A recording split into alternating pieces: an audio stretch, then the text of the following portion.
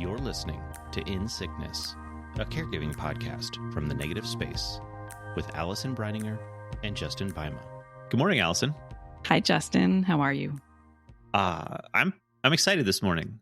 Excited? I am excited. What are you excited about? Well, we're talking, which is always great. Oh, thanks. Love But in a week, I'm going to be at CaregiverCon. With me in person?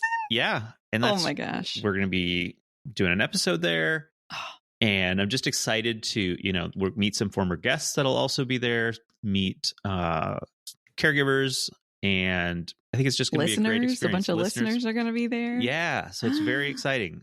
So I think that this should be coming out beforehand. So this is just a reminder then there's still time to sign up. There is a streaming option. So if you can't travel, you can watch the sessions online. And I think they don't necessarily have to do that live. Is that accurate? That they will be available after the fact, or is that not true? Okay. Later, we're going to record things, we'll distribute it in a different way. But I think that, yeah. So either come with us in person that day or register and you'll get a Zoom link if you're out of town or not able to join us. So it's caregivercon.com is the website. And we're so excited. I can't believe you're flying in. I know. It's amazing. We've talked about doing an episode live for a while. Yeah. And it's finally happening. And it's very exciting. So I know. I think the one bummer is like you're flying in, and Jessica Kim, who we've had on the podcast and is a dear friend of mine, is flying in to be our keynote speaker, and our volunteer Kathy is flying in. And I just wish that it was like not happening. I wish you were flying in just so we could hang out. That's true. And there wasn't a big event happening. That's fair. It's like a wedding. You know what I mean? Where you're like, I just want to enjoy the people too, know? Yeah. But oh my gosh, it's going to be amazing. Yep. So yeah, a week from right now, we'll be there. It's going to be great. Yes. Love it. Love it. So how are you doing today? I am good today. Okay. That's great. Period. That's it. I mean, that's amazing to be able to say. That is fantastic. Yes, it has. We haven't been together, you and I, here for a while, because how many times has it happened now? Multiple times in our history that, like on a Saturday in the middle of the night, I have ended up at the ER. I mean, Sean has ended up in the ER, right? And I've had to text you and be like, not recording the podcast tomorrow because we're in it. Yeah. So it has been, the very short version is that in the last few weeks, Sean had surgery, stayed overnight for the surgery, and then a week later was in so much intense pain. I called 911 because it was almost like, is he having like his head was throbbing, this whole thing. So I called 911, which I don't do very often. Went back to the hospital for intense pain control. Came home. A few days later, middle of the night, woke up with chills and very short of breath. Called 911 again. Went back to the hospital. And then he was there for 4 nights, I think. Oh, wow. So, in 2 weeks, he had surgery, 2 ambulance rides, and 3 hospitalizations, and 6 nights in a hospital, maybe. It was too much. Yeah. Any one of those would be too much. Any one of those is too much. Yeah. It was too much. So finally, he came out of the hospital a week ago in time for our sweet girl's birthday. And finally this week, we had some moments of like, wait a minute, are we okay? I think we're okay. Wait, don't say it out loud. Ooh, are we okay? So we've just been enjoying that. There's definitely still the reverberation of like, what the heck did we just go through? Oh, yeah, for sure. And what's coming down the road next. But it was a good week, which we have not been able to say for quite a while. Yeah, I saw a photo you posted of the two of you. Looked like you were outside in a park and the sun was shining, maybe? Yes. And that was just, after knowing what the last few weeks have been like for you guys, it was great to see that. Yeah. It almost felt photoshopped. Like when I looked at it, I'm like, wait, I'm used to seeing pictures of us like in hospital. Right. Or I'm only used to us being in a hospital. And so for us to be like at a park, and that doesn't mean that it was like without challenges being at that park, right? But like just not being at the hospital. Yep. After the last couple of weeks was like, look at us, we did it, So that felt, it's like the harder the things are, the more you can appreciate, a regular person would be like, going to the park, cool, whatever. And Right. we're like, we went to the park, you know? So, yes, it was good. Good. But I mean, this all stemmed from like one appointment. Okay. You know, so I was thinking about at one point, like when we had a good moment this week, I was like, I think I feel okay for the first time in like a really long time, like maybe like September. Sean's like, I think it's been since like April. And I was like, no. I was like, I remember there was a little season, a little snippet between summer and fall where I was like, I think we're okay. Because remember, I like got like the ducts cleaned and I was like doing all these things because I was like, that's right. We're okay for a minute. So I went back to my calendar to look to see like what was this date. It was September 17th. And so on September 17th, it was like an ENT just checkup appointment. Right. And I remember we walked in. Sean was already like covered in bandages because he had just had a Mohs. And I remember saying to the doctor who we know so well, we're exhausted. Yeah. We need this to be a really boring appointment. But then he looked in his mouth and saw stuff and was like, I'm really sorry, but there's new things and I have to biopsy them. So I was thinking what we could talk about today is sort of a crossroads moment, right? Like if in that moment, the surgeon had looked in his mouth and been like, good to go, right? We would have gone down this one path. We would have come home, we would have recovered from Mohs, and then on we go. Just like, you know, but instead that one moment sent us off a totally different path. Yeah. Right. Of then waiting for biopsy results, getting the results, scheduling the surgery, you know, and then everything that I just mentioned, all those hospitalizations and 911 calls, they were all related to that surgery, you know? And so it's like that one appointment. Yeah. And the results of that one appointment sent us off down a totally different path. And I think that, you know, for humans in general, but I think especially for caregivers, like we have these crossroad moments a lot. Right. Yeah. If this happens, boop, we go this way. If this happens, we go this way. And then off our life is totally different. Right. Yeah. So I was thinking that something that we could chat about today. Yeah. I think how's that sound to you? That sounds like a great idea. I think thinking up to this, recording this and talking about this, I was trying to look back at like, okay, what stands out from my experience as being like a crossroads. And I was thinking of it from kind of the perspective of, you know, going into whether it's an appointment or whatnot, like it feels like you're like really anticipating and aware that this is a crossroads, right? That, and trying to like wrestle with that in your head. Like if this is the result, maybe we're staying the course. Sure. If this is the result, then we're off on a path like you just described, right? Sure. Yep. And so the one that stands out, and we talked about this in an episode a while back, is when Sarah was having a ultrasound and they found a large mass. And like that day we got a call, like we need to get this looked at, very quickly scheduled an MRI. And I remember sitting in the waiting room of that MRI, just like my mind, like jumping 10 steps ahead with like what this was going to mean. Right. You know, cause someone's got a mass, you think cancer, right? And like that's what they're doing the scan to try to get more information on. And what's the extent of this? And yeah, it's hard to rein that in because our minds just want to go racing. And I don't know the best way to approach that. And we can talk through that a little bit. But yeah, other than that, it hasn't felt like it's, I don't know, I guess for my experience, it's been a lot of, you know, let's say we're on this highway that is, you know, ME/CFS, fibromyalgia, POTS, all of these things. And like, every appointment is kind of like an off ramp to some extent, that we're like hoping to get off that path a little bit and like kind of move in a little different direction. And, you know, what I remember, especially from early on, is that each time you have that off ramp, you're like, this is going to be it. This is going to like, initially it's like, this is going to fix things. Sure. And then after a little bit, you realize like, okay, this is maybe going to improve things, right? You kind of get a little more realistic. But, you know, after so long of like, nope, that's not it. We're still on this. That gets hard to see that as an option, to see that as a possibility. for being like another path. Sure. Yeah.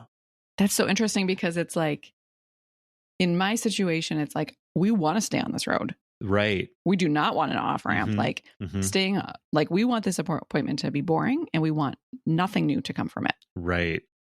And you were like, we don't want to stay on the same path that we're on. We want this appointment to give us a new road. Yeah. And that's so interesting that both of those, it's like, we can see where we are and whether we like it or we not. And, you know, and it just makes me think about like the power of these medical professionals. Right. You know, like sometimes I think about that like that MRI, right? That machine, right? The machine held your future in its hands. And I think that this doctor looking into Sean's mouth, right, with his expertise, holds our future in his hands, right? Or one of your providers who like doesn't have a new answer for you, right? Like when you're hoping for an off ramp, is holding your future in their hands, right? And so it's so wild that it's, because I think about, you know, our guest. Remember we had Kelly Lang on, right? Yeah. And talking about traumatic brain injury. So her crossroads moment was this car accident, right? That changed her whole family's life forever, right? For so many of us, like you and me and a lot of other caregivers, it's like doctor's appointments. Right.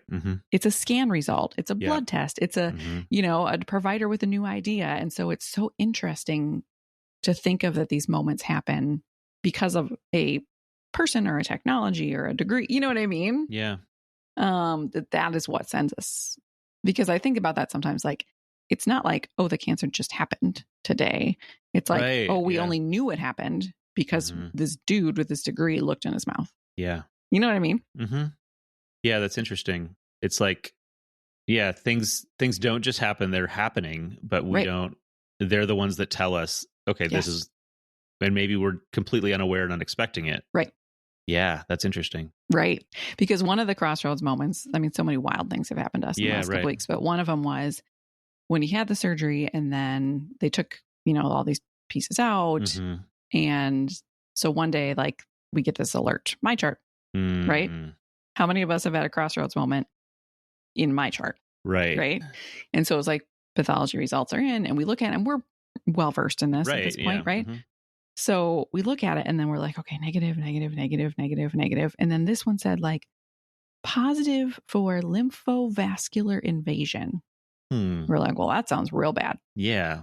So again, we're just reading this thing, right? We're not talking to a human yet. So there's two different medical professionals who are on this team that I can text because they stupidly gave me their phone numbers once. And so I texted them both and I was like, look, we got these path results. We need you to translate. And it was like 6 or 7 hours before we got to talk to a human. And so, I mean, I'm at like that whole day I was like crossroading in my head, right? If this lymphovascular invasion, so does that mean it's in his lymph nodes? Does that mean we're having the radiation conversation? Does that mean, right? And at the end of the day, they were like, oh no, that's fine. And then it was just like, oh. And so then it wasn't a crossroad. Yeah. But there's also, I think, the whiplash of that, spending that time. So like for you in that MRI, like, I mean, in the end, the MRI, like, or share with us if you are comfortable. Like, how did that end? But then like, how did you feel after, you know what I mean? Yeah. So it ended up, it was a, what was it? Like a benign cyst. Like, so that there's no cancer. That was all fine. They were still so she ended up having a surgery to remove it, and we had to go to Seattle for that. And that was a whole thing as well. But it was a real big like exhale when we got the result. And I think we got a call the same day, like within 2 or 3 hours of the MRI. Nice. Which was, I was not expecting that level of turnaround, which also was a moment of like, oh wow, this was a high priority for them. Yes. Which is kind of like took me aback a little bit because it's hard to know. Yeah. As the patient, like always, you know, how serious is this kind of? And I mean, we knew it was, but to kind of have that level of urgency behind it was a little shocking, or just new for us to experience. But yeah, it was certainly we were on, that kicked us off on a different road, which, was a whirlwind of a month, with going down to Seattle for like a appointment, getting the surgery scheduled, going down there, spending 2 nights in the hospital, then like the recovery. And so, yeah, it certainly set us on a path, but it was, I had not spent a lot of time thinking about that particular one. It was like your mind goes to the worst. Sure. And so whatever path that isn't that, in some ways is a relief, but it doesn't mean that's an easy path either. Totally. Yeah. Totally. I have a good friend who just went through this, like had a mammogram, came back abnormal, all these things. And then they were like, really concerned. And then in the end, it was like, it's not cancer, but you still need surgery, and you still need this, and you still need that. And so it's almost like so people are like, oh, it's not cancer. Oh, or like for you, oh, it's benign. Great. Yeah. And then people move on, or they're like, they just think like, oh, that's such good news. Right. And it's like, but in what world is like me still needing surgery? Yeah. Right. Good news. It's good news in comparison. But like you said, it's like it's not this good path that I was on that I wanted to stay on. It's not the most terrible path that I imagined. Yeah. But it is still a crossroads. It is still a new path that we are on that is terrible. Yeah. Right. But I think that sometimes when our brain can go to like the worst path, certainly that helps to be like, oh, it's not the worst path. Great. Right. But then there's this moment of like, it's still not a really good path. Oh, totally. For sure. Yeah. Yeah. Well, and I think even if it came back and it was like, oh, it's totally fine. Nothing to do with that. Yeah. There is that recovery, so like, for sure. When Sean and I spent that 7 hours that day with our brains being like, is this in your lymph nodes? Is this in your vascular system? Is this in your blood vessels? Right. Like just them finally at 6 p.m. saying, oh no, it's fine. Like, of course, like, whew, but like, you don't just like come back from that. No, for sure. That's a lot to. Yeah. Right. So I think part of it is that piece about like, and I think both of us have talked about like, we're both anxious friends here a little bit. Yep. We admit that. And so how do we, because some people might just be like, well, if you don't know, like, how can you be worried if you don't? Oh, friends, I will tell you how we can be worried. Well, and I think in some situations like mine, there is data, right? It's not like I'm a catastrophizer. Right. It's not like I'm making up wild things that could happen. There's data that shows that like all this crazy stuff keeps happening to us and will continue to happen. Right. So, and I think for a lot of us caregivers, like that is that we've got the data to show that like, yep, it's going to happen. So it's not like I'm out here like wild dreaming of this like terrible thing. It's like, we have experience to tell us that. And how do we, with anxiety, with whatever, like as we're preparing for these potential crossroads moments, how do we keep ourselves grounded, moving into those spaces or like preparing for those appointments? I don't know the answer. Do you? I hope you do. Well, this brings up something that I wanted to talk about. And so going into those moments or those days as you're preparing, has anyone ever like told you to prepare for the worst and hope for the best? Yeah. Yeah. And how did that feel? Yeah. I don't like, what do you call those, idioms? Or, right. Yeah. Like little cheesy phrases that make it seem too simple. Right. Yeah. For sure. And I think that's what that is. It's just like trying to boil it right down and make it real simple. Like, yeah, you're right. You're right. Did you ever watch This Is Us? I don't think you did. I did not. Okay. One of the couples on that show used to play the game like, when something was going on, they'd be like, we're going to worst case scenario this. What's the worst case? Because they would just let their brains like just say the craziest thing. Right.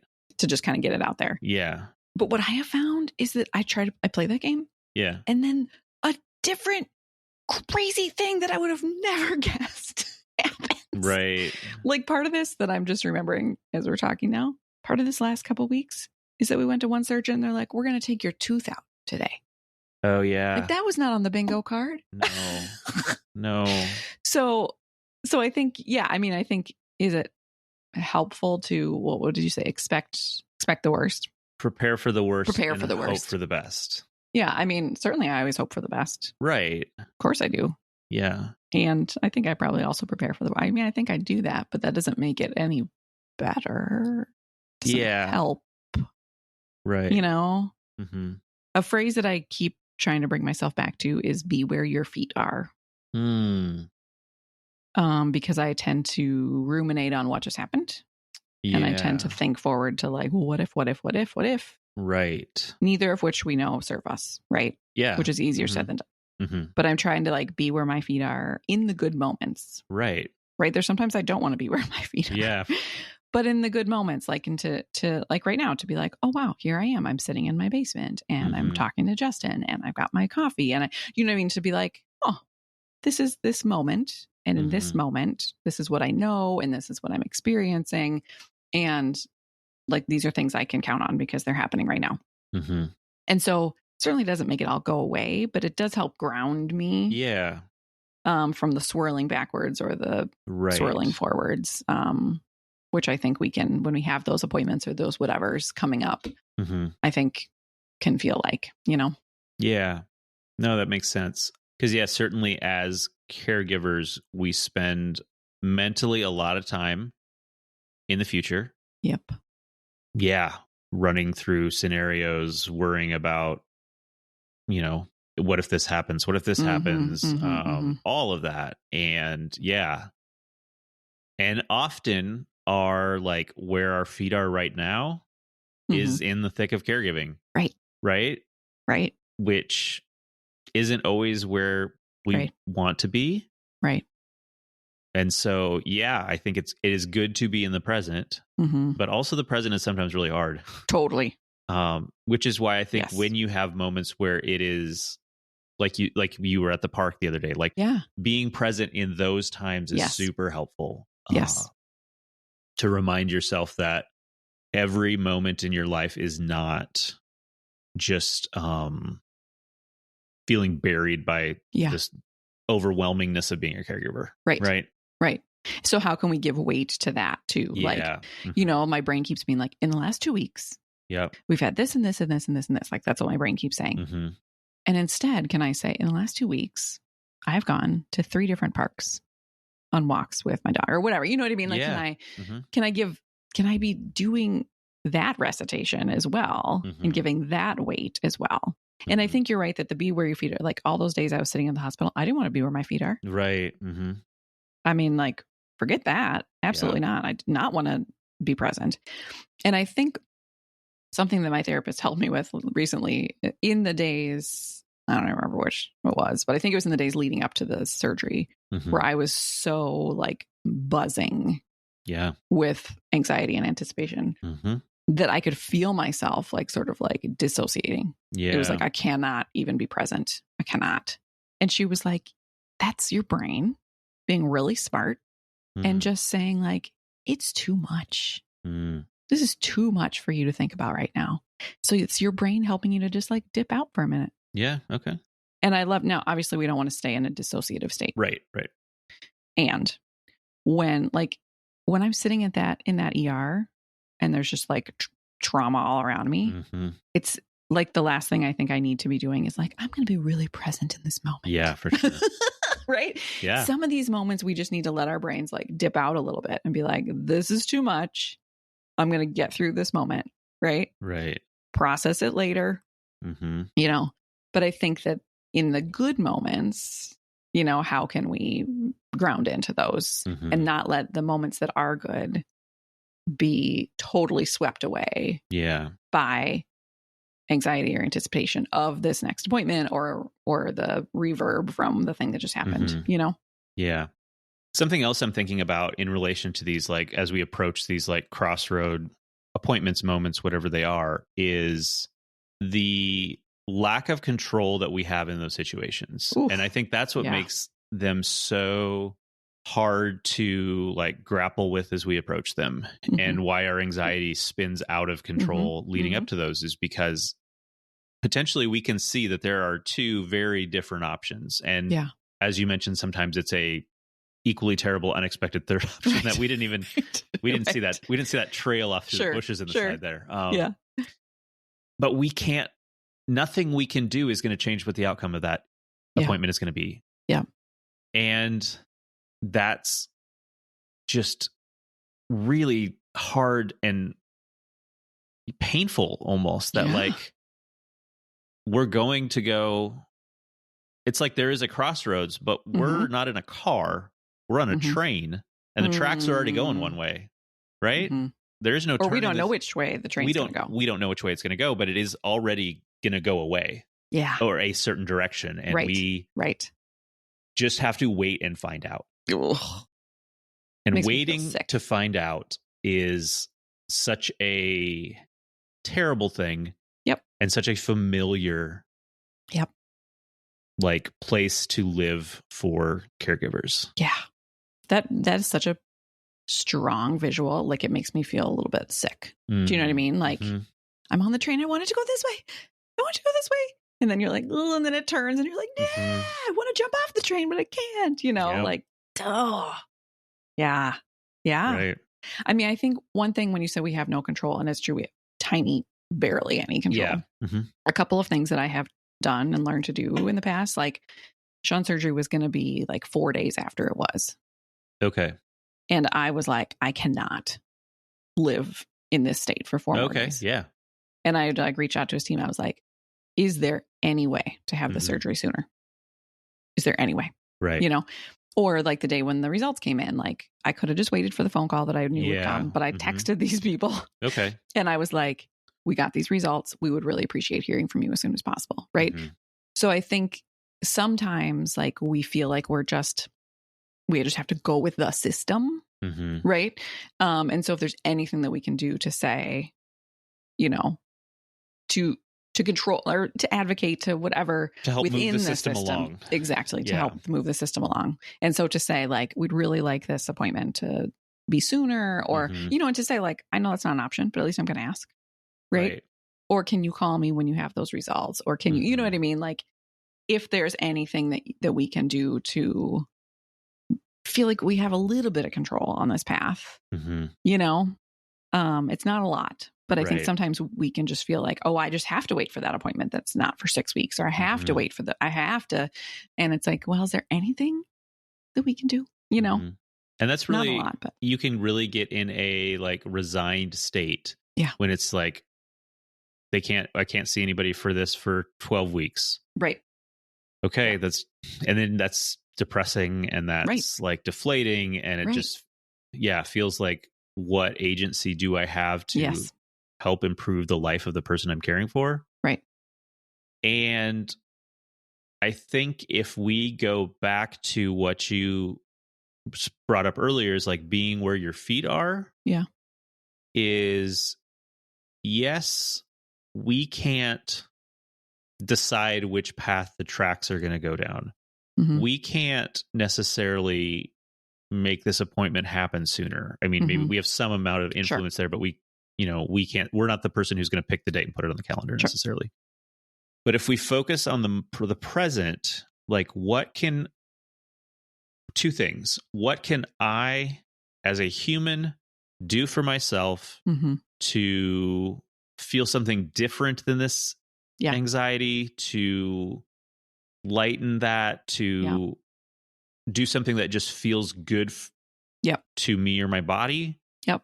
So I think that's one thing, to bring yourself back to the present. And the other is, as the caregiver, to what can I do in this moment to make life a little easier, to reduce the pain slightly, to make more comfortable the person I'm caring for. Sure. To really focus on what you can do in the present, and not as a way to get your mind off of running down into the future, or feeling completely out of control, because that's where you have influence, I think, potentially, is just helping that person. It could be physically, it could be emotionally, maybe that is pulling up a movie for the two of you to watch and just be distracted and exist kind of in another world for a period of time. But I think that's where we can maybe reclaim the feeling that we have some control or agency. Sure.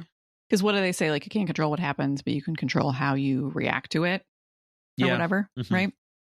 So I think even preemptively, we can do that a little bit. And I think even with your train analogy, at least in the one that's my picture of like, I want to stay on this track. Yeah. Right. And even if for you, I don't know, for yours is a little different because you don't want to stay on the track. Right. But like, if I want to stay on this track, to be like, okay, on the 30th, this track might change. Yeah. So I'm going to like enjoy the heck out of the track that we're on right now. You know, I mean, easier. All of this is easier said than done, my friends. Right. Yeah. But at least to be like, I don't know, on the 30th, things might change. I'm just making it up, right? But on the 30th, things might change. Therefore, I'm going to really like look around and be like, look at us. Yeah. Look at us on this track. And if on the 30th we get to stay on the track, even better. Yeah. Right. But at least and if it does change, then I will have spent this time like really appreciating that we're on this track. You know what I mean? No, that's a great perspective. I'm thinking too, because, you know, it's so funny. I'm so in the caregiver mode that it's like, when you brought that up, it's like, oh yeah, there's a person. There's another person. Because I think like, so there's that piece, right? So you and I are spousal caregivers, right? And I think there's people caring for parents, kids, all the things. But either way, like your person is going through this too. Yeah. So, and I hear from a lot of couples, like maybe where one of them is like super anxiety and the other one's just like, what day is it happening? Yeah. What? Right. You know? But either way, there are these two people at least involved in the leading up to and in the moment of, and then in the processing of like, you know, we're on a new train, we're on a new track, like, whoa, you know what I mean? And sometimes that can hit two different people differently.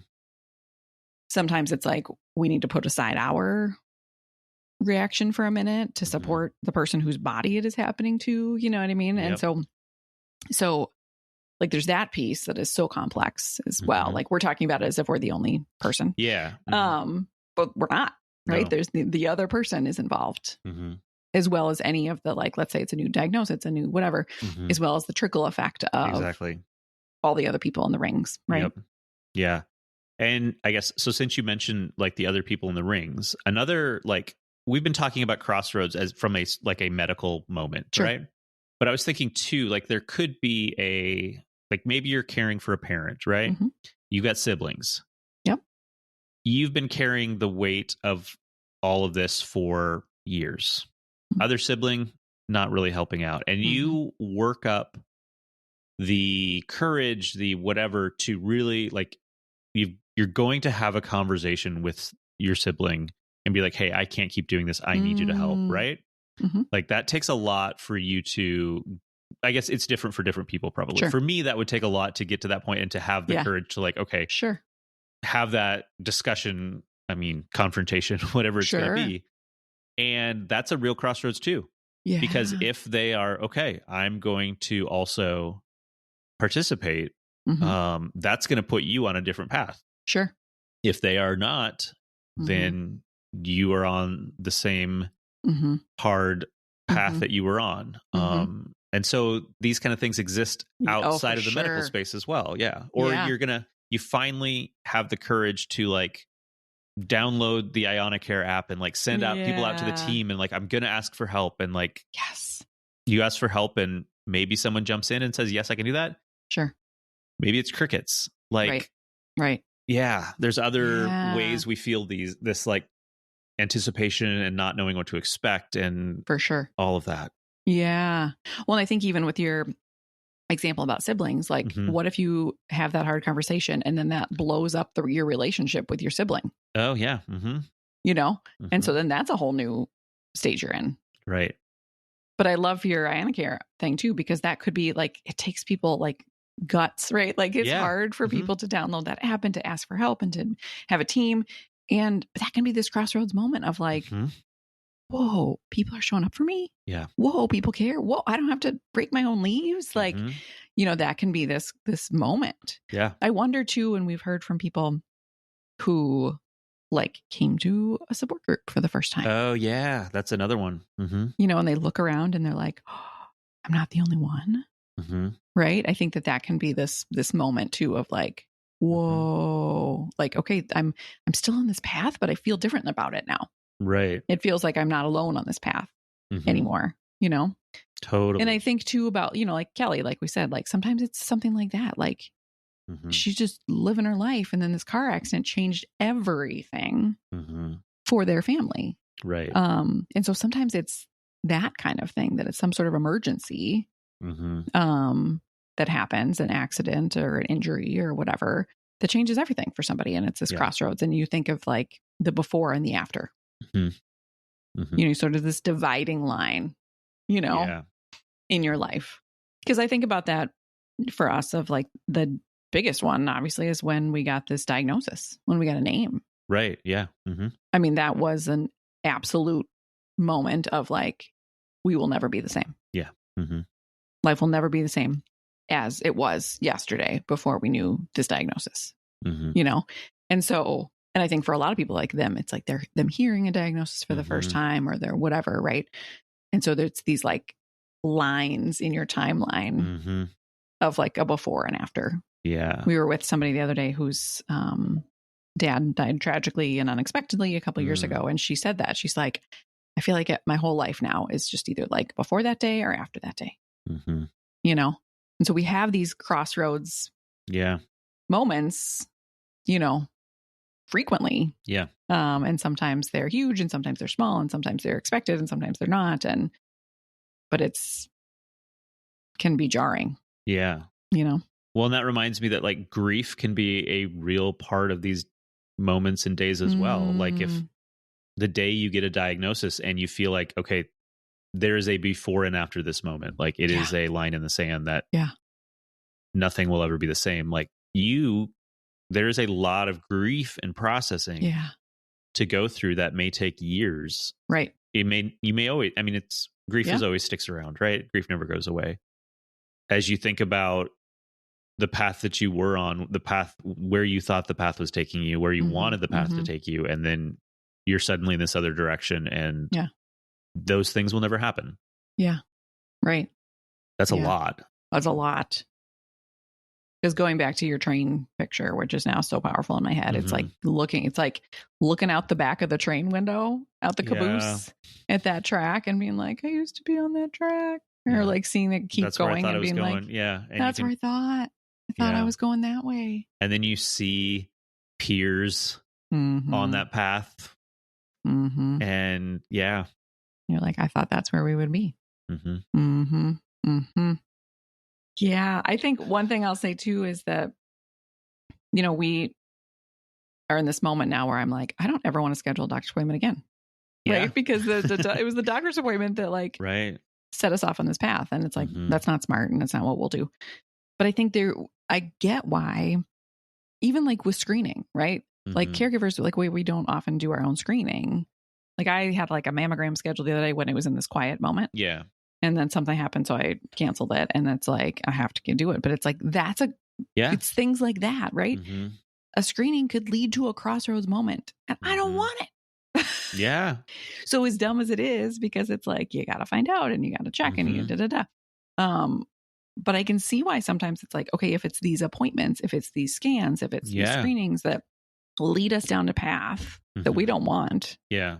Like, let's just not schedule them. I'm not saying that that's what we should do. Right. But I'm saying that that's why our brains might say that, is because it's like, right? Yep. And I'm even thinking, so Sean has like a PET scan on the calendar for this week. And so I'm trying to like not even think about it. And there's no like, whatever, but it's like, it's part of my brain that's like, okay, so if this, then that, you know what I mean? And it's like, duh, hate it. Yeah. So do we go to supporters? I feel like we're on a real down. Yeah, let's go to supporters. Because, we don't need to bright side, but I suppose crossroads moments like can also be good. Right. That's it. Yeah. I think the ones where we took a hard left turn. Yep. Those really, really stand out. Yep. But there also are times, that we were expecting a certain outcome. We were preparing for a certain outcome and we were bracing for that. Like, and that's the experience I talked about at the beginning of the episode, right?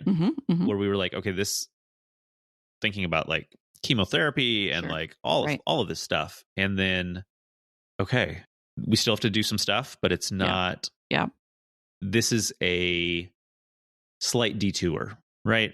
Right. It is, we're going to get back on the road we were on in a little bit, but we just have to go through some stuff, right? So there are those moments too. And there's ones that, I don't know, we don't really even notice or recognize potentially sometimes too. Right. But yeah, that's good to remember that, they're not every time we face a crossroads, it's always going to go in the worst possible direction. Yeah. Well, because I think even about like the day that you sent me a text and we're like, what if we did a podcast? Right. Yeah. Right. I mean, that text like sent us off in a different direction. And here we are, you know? And so I think to start to pay attention to those moments as well, you know, like, whoa, that was a good, you know, when that happened, then do, right? So it doesn't always have to be medical, and it doesn't always have to be bad news. Yep. There's also little things that happen each day that send us off different paths and that lead to you flying to Minnesota next week, you know, like can't wait. Who would have thought? Right. So yeah. No, that's great. So what about those supporters? How can they help us in these moments? Yes. So I think as we are approaching a scan, approaching a surgery, you know, or whatever, you know, thing that potentially is going to be this crossroads, to, you know, don't say something simple, like I mentioned before, like, well, just, you know, prepare for the worst and hope for the best. And that's, it's way more complicated than that. To understand that there is, you know, their minds, the caregiver's mind is going to be running around in the future about outcomes, that they're stressed, they're anxious, I've got a lot going on, that supporting people before something like that can be really helpful. To not have to wait to find out what happens, to decide what you're going to do. And if the worst does not happen, to not simply tell them that I'm so glad that it wasn't this. Right.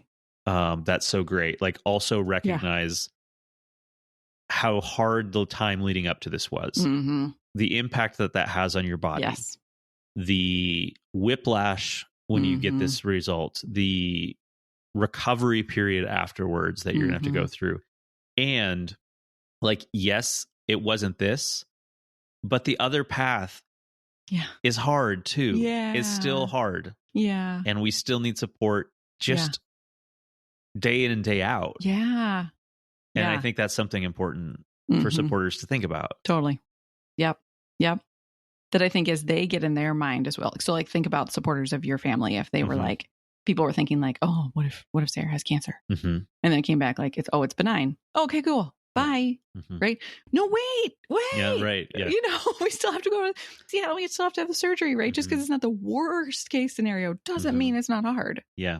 I love what you said about the, you know, recognizing that people might, leading up to a thing, you know, might be helpful. Because I was thinking that there was some people who offered to like come and, you know, hang out with us like right after the surgery. And I was like, oh no, like we can't, we're like, he's in pain and we can't. And I kind of wanted to be like, I really wish you would have offered like a week ago. When we just really needed like a distraction and we were like all in our heads and whatever. And we were feeling physically okay. You know what I mean?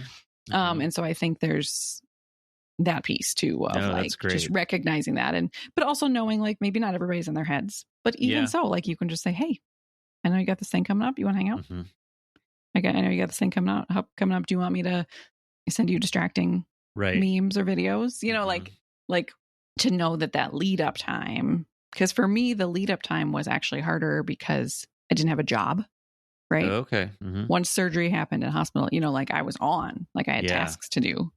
And my brain actually quieted a bit because I had a thing to do.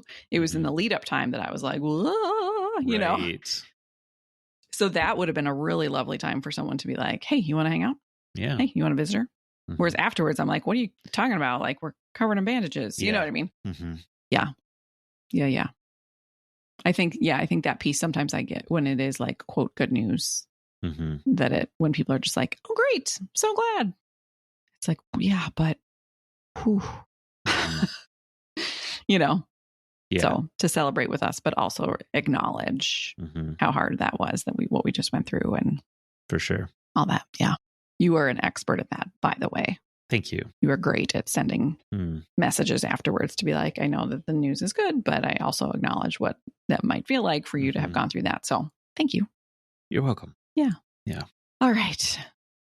Okay. Well, I hope it's a week of, let's quiet. Just quiet week. I mean, I just told you there's PET scans. So I said, well, it won't be totally quiet, but yeah, as quiet as we can. Be where your feet are. Be where your feet are. Yeah. And in 7 days, our feet will be in the same room. That's exactly right. That's amazing. Amazing. Yes. Can't wait. And then for listeners, so we're going to live record it, and then we will, Justin will do his magic and then post it here so that if you are not able to, live stream or whatever, you'll be able to hear our conversation here at some point. Yeah. So, great. Yes. All right. See you soon. Okay. Sounds great. Okay. Bye. Bye. You've been listening to In Sickness. Find us online at insickness.care or on Instagram at InSicknessPodcast. You can send your questions and comments to hosts@insickness.care. If you enjoyed the show, please share it with a friend or fellow caregiver. Thanks for listening, and take care.